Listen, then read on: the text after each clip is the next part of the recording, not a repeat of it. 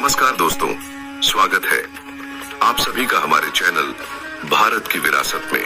आज हम आपके लिए लेकर आए हैं शिव पुराण की एक रहस्यमयी कथा, जहां पर दक्ष प्रजापति जो सती मां के पिताश्री थे और उन्होंने शिव भगवान का अपमान किया था।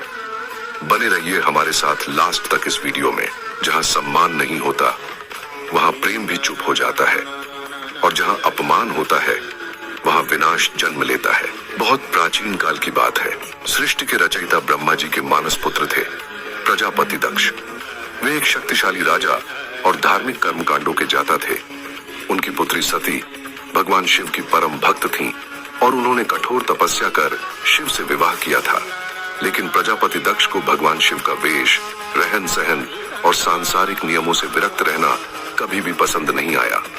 वे उन्हें एक योगी, औघड़ और अघोरी मानते थे जो समाज और शिष्टाचार से परे था। एक दिन प्रजापति दक्ष ने भव्य यज्ञ का आयोजन किया। यज्ञ में त्रिलोक के समस्त देवता, महर्षि और राजाओं को आमंत्रित किया गया, लेकिन उन्होंने जानबूझकर अपने दामाद भगवान शिव को आमंत्रण नहीं भेजा। जब यह बात सती को पता चली, उनका हृदय विचलित हो उठा। उन्होंने भगवान शिव से यज्ञ में जाने की अनुमति मांगी। शिव ने शांति से कहा, सती, जहां आमंत्रण नहीं है वहां सम्मान नहीं होता। लेकिन सती नहीं मानी। उन्होंने सोचा, मैं तो पुत्री हूं, अपने पिता के यज्ञ में कैसे नहीं जा सकती। शिव ने मना करते हुए भी उन्हें स्वतंत्रता दी। शंकर जी के मना करने पर भी सती ने नहीं माना। क्रोध में ही अपने पिता के घर पहुंच गई और सती को अपमानित किया गया। उनकी मां ने उन्हें अनदेखा किया, बहनों ने ताने मारे और सबसे बड़ा घाव तब लगा जब प्रजापति दक्ष ने भगवान शिव को अशुभ, अपवित्र और श्मशानवासी कहकर अपमानित किया। माता सती को दुख हुआ। मेरे पिता सभी देवताओं को बुलाए और मेरे पति और हमको नहीं बुलाए। सती के हृदय में आग लग गई। उन्होंने सभी के सामने क्रोधित स्वर में कहा, जिस शरीर से मेरे स्वामी का अपमान सहा गया वह अब इस धरा पर नहीं रहेगा। यह कहकर उन्होंने यज्ञ की अग्नि में स्वयं को समर्पित कर आत्मदाह दिया। जब यह भयंकर समाचार कैलाश पर भगवान शिव को मिला तो वे असीम क्रोध और शोक में डूब गए। उन्होंने अपनी जटाएं खोल दी और उन्हें पृथ्वी पर पटका। उस जटाजूट से प्रकट हुआ एक रौद्र योद्धा, वीरभद्र। वीरभद्र कोई साधारण योद्धा नहीं थे। वे स्वयं शिव के क्रोध और तांडव का सजीव रूप थे। भगवान शिव ने आदेश दिया, वीरभद्र, जाओ और उस यज्ञ को नष्ट कर दो जिसने मेरी सती का अपमान किया है। और शिवगणों की सेना आकाश से उतरी। यज्ञ मंडप में भगदड़ मच गई।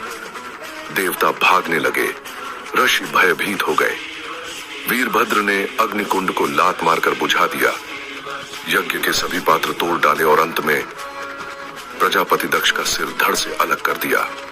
संपूर्ण यज्ञ स्थल ध्वस्त हो गया। भयभीत होकर भगवान विष्णु और ब्रह्मा के साथ भगवान शिव के चरणों में पहुंचे। उन्होंने क्षमा याचना की और यज्ञ की पुनः स्थापना की प्रार्थना की।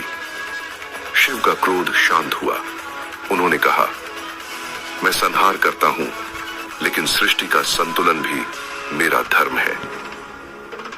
शिव ने दक्ष को जीवित किया, लेकिन उसका सिर ध्वस्त हो चुका था।